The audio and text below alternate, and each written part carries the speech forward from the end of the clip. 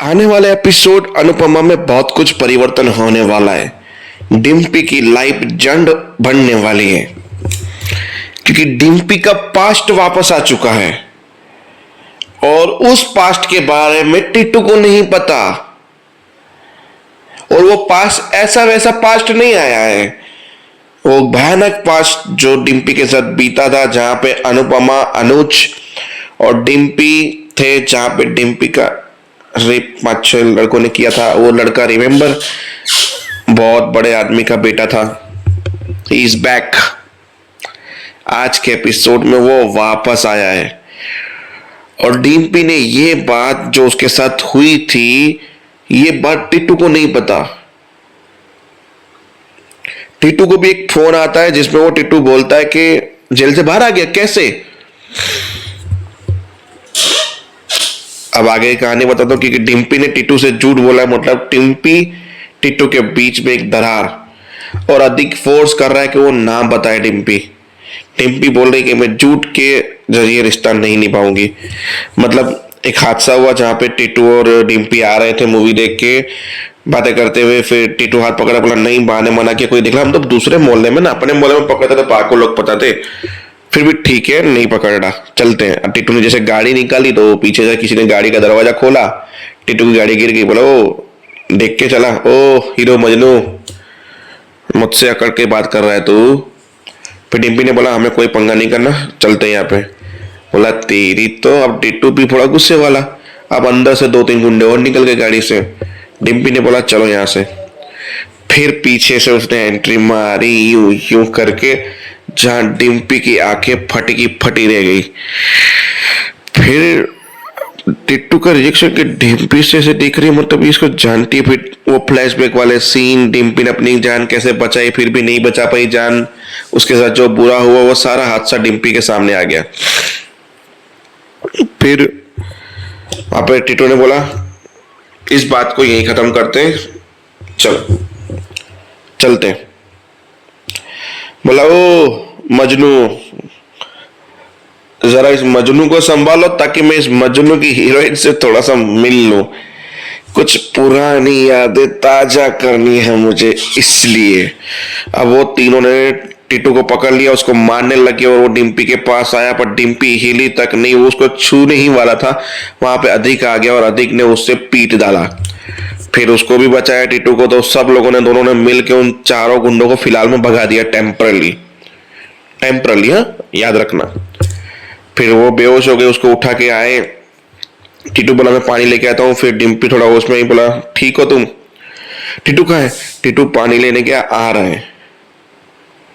टीटू को इसके बारे में पता है या नहीं पता है? क्योंकि टीटू जब बेहोश, बोले क्यों बेहोश हो रही, उस लड़की को देख के तो शौक क्यों हो गई थी। अधिक समझ गया उसके साथ क्या हुआ है, मुझे पता है, और टीटू को यह बात नहीं पता है। बोला उसको मत बताना, गड़े मुर्दे उड़खाने की जरूरत नहीं है। बोला मैं झूठ के दम पे रिश्ता नहीं करूंगी। तो क्या तुम गड़े मुर्दे उड़खा के टीटू को बैक? बोला अगर वो प्यार करता है तो पीछे नहीं हटेगा, समझेगा। और मैं इन सब चक्कर में तो ये भूली कि मेरे साथ ये भी हादसा हुआ था। जब सामने आया तो मुझे पता चला। मैं जिंदगी कुछ चीजें भूलना चाहती हूँ, जिंदगी गोल घूम के मुझे वो हादसे पे ले आती है। बाबूजी को डांट रही थी कि आपने परमिशन कैसे दी उनको पिक्चर में जाने की, अगर जाने की दी भी तो उनको पिक्चर देके वापस आना चाहिए। मटर गश्ती नहीं करे, मटर गश्ती नहीं करे, अधिक के साथ खाना कर, अधिक जीत करके उनको खाना खाने लेके गया है। अब अधिक ने झूठ बोला कि मैंने फोर्स किया, मुझे रास्ते में मिल गया, मैं खाना खाने लेके आया, उनको आने में देर हो जाएगी। तो बा उनको डांट रही थी। अब अनुपमा अभी भी आद्या को संभाली, अनुज आया, बोला क्या है, ठीक है उसकी तबीयत, क्या हुआ उसको? ऐसे बोला आपकी बेटी बड़ी हो गई है। बोला क्या? अच्छा हमारी छोटी बड़ी हो गई है? बोला बच्चे कैसे बड़े हो जाते हैं, ये वो भाषण किया उन्होंने। फिर बोला कि मुझे एक श्रुति को इंजेक्शन लगवाने जाना है, तुम वैसे भी 9 बजे जाओगे, अभी 7 बजे मैं इंजेक्शन लगवाऊंगा, फटाफट आ जाऊंगा, फिर तुम चली जाना। अब श्रुति को लेकर इंजेक्शन लगवाने चला गया, बेचारा आद्या वापस बाहर है, उसको पेन हुआ, अनुपमा ने बिठाया, फिर दवाई दी, बोला कि हेडफोन लगाओ, अपनी मनपसंद की प्लेलिस्ट सुनो, थोड़ा ध्यान को भटकाओ, ये चीज होगी नॉर्मल है। पर अनुपमा अभी भी वेट करी, 9 बजे अभी तक अनुज आया नहीं। वहां रेस्टोरेंट से हमारे यशदीप का फोन आता है, भाई रेस्टोरेंट में बाहर तो मेला लगा हुआ है, अंदर इतनी टेबल्स भरी हुई और सब लोग बोल रहे हैं कि अनुपमा का ही खाना खाना है और किसी का खाना नहीं खाना है। सब लोग बोले अनुपमा को बुलाओ, अनुपमा को बुलाओ। यस्ती पूरे गर्म हो चुके हैं। अनुपमा को फोन, कहाँ हो तुम अभी तक? बोला मैं घर में हूँ, आधे का ध्यान न करिए, अनुज आ जाए। मैं बोला आज पहला दिन था आपका, यहाँ पे भीड़ लगी, आप मानोगे नहीं, आप पागल हो जाओगे भीड़ देख के। और सब लोग आपसे मिलना चाहते, वेट कर रहे हैं आपका। पहले दिन तो आपको लेट नहीं होना चाहिए था पार्टनर। फिर जैसे तैसे करके अनुपमा पहुंची। 10 बजे के आसपास कस्टमर भी थोड़े गर्म थे। यश देवी की शक्ल गुस्से वाली थी। बोला सॉरी सॉरी सॉरी। बोला मैं आपका बॉस नहीं हूं ना, आप यहाँ के एम्प्लॉय हो। ये आपका भी रेस्टोरेंट है और आपका सबसे ज्यादा पैसा इसमें लगा हुआ है, तो कुछ भी ऐसा मत कीजिएगा जिससे ये रेस्टोरेंट फिर से बंद हो जाए या कुछ हो जाए। अनुपमा जी, कस्टमर भगवान होते हैं और कस्टमर का ये वो। फिर इतने में सब कुछ ओके हो गया। इतने में वो आ गई हमारी, कौन है, किंजल तोशु के साथ आ गई। तोशु ने बोला कहाँ से शुरुआत करनी है बताओ। बोला वेरी गुड, तुम शुरुआत करना चाहते हो, ये वो तुम्हें वो काम समझा देगा।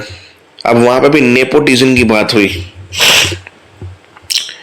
वो काम समझाने गया, अनुपमा को वापस अनुज का फोन आ गया, या ये ऐसा कर रही है, कर ये रो रही है। बोला रसोई में जाओ, गर्म पानी का वो बैग लो, उसको काढ़ा पिलाओ गर्म करके, ये करो, थोड़ा हैंडल करो, सब ठीक हो जाएगा। अनुज वहां पे अपनी बच्ची को हैंडल कर रहा था। अनुपमा ने उसको काम समझाया तो फिर वो बेचारा उसको देखे जा रहा था।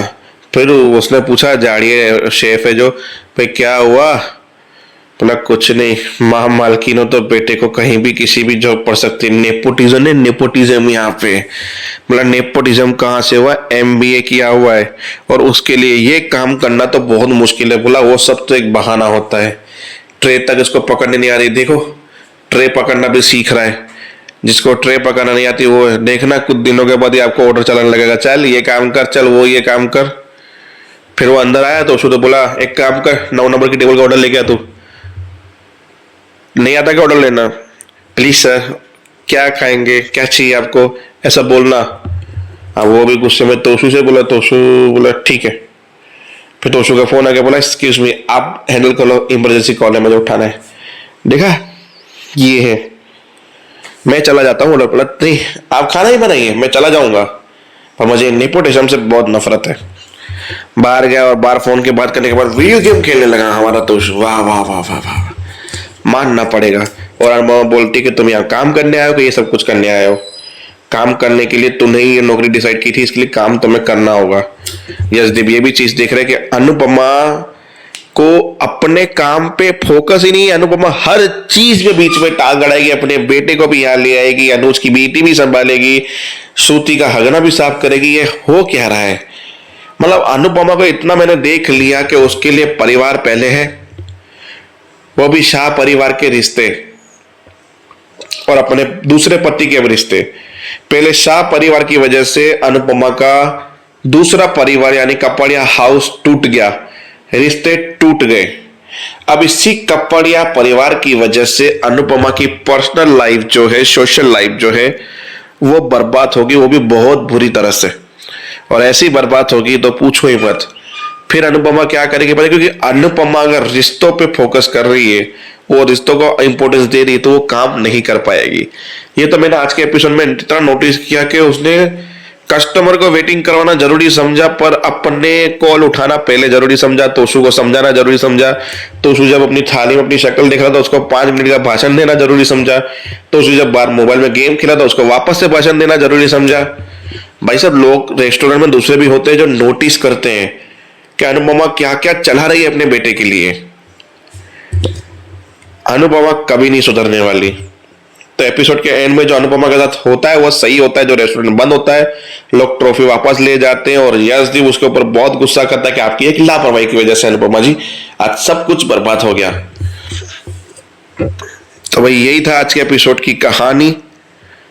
तो बस देखते हैं अब जिंदगी में डिम्पी का कौन सा नया मोड़ आएगा और टिट्टू कैसे बैक स्टेप पीछे लेगा और बाकी की चीजें होगी। तो देखने के लिए देखते रहिए सीरियल अनुपमा। मिलते हैं नेक्स्ट वीडियो में।